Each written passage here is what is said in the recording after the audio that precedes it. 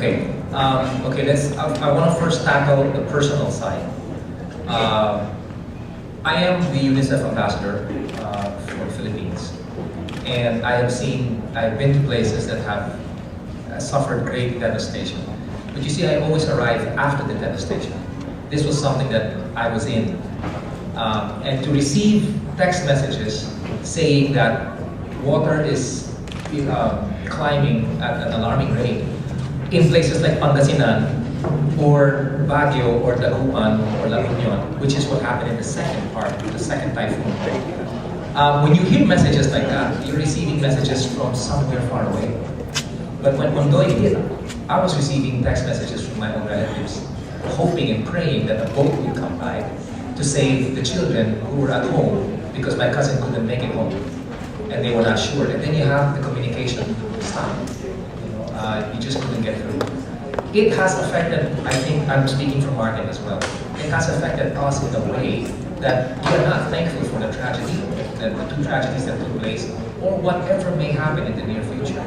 But we are just thankful that when As One was created, a lot of the press were saying it's going to be great because you have two supposed rivals coming together. But then the death of Cory Aquino led itself to the nation coming together as one. You had young people going to the wake of the president, the former president, and looking at the pictures and realizing, wow, this woman must have been an awesome lady. Then the typhoon hit.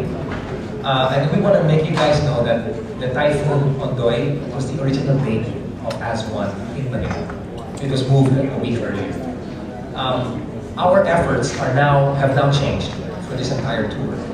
We have now encouraged people to donate in whatever way. Martin says give big. I say give from the heart. And we together as one say give both. There are people suffering even as we speak, even now. Personally, I have sounded off a team, I was talking to my wife and I said, what's a good name for a team that can come back? I'm coming back on November 12th, and I still want to create a team that will still continue because as it is, the donations are starting to dwindle. Because wala na, we can practice, but people are still in need.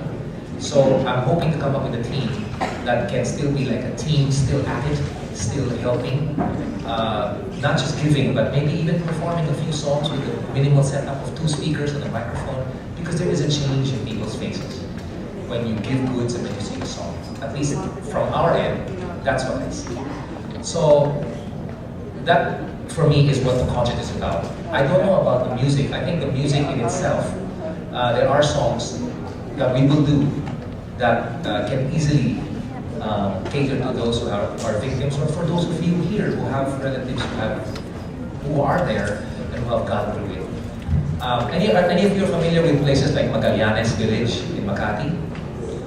Any of you are familiar with Dasmariñas Village in Makati? Now I'm talking about the rich part of town. I think that these places can be compared to easily, like Beverly Hills and maybe Bel Air. Well, imagine Bel Air and Beverly Hills with jet skis going in front. That's exactly what happened. A friend of mine, I needed kayaks. I said, Tony, Gary, I'm in the States right now, but yesterday in my place, I said, where do you stay? In Magallanes. I said, okay, so where are the kayaks? We couldn't use the kayaks. I had friends go out with jet skis to rescue my 2 sons.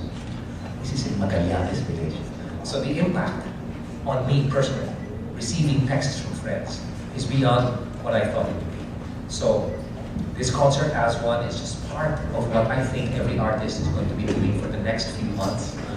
And yeah, this concert is not just going to be as one, as in Martin and Gary, but I think for everyone who's going to be there, that is what it's going to symbolize what as one is all about. Not for ourselves, but for the people who are in need back home.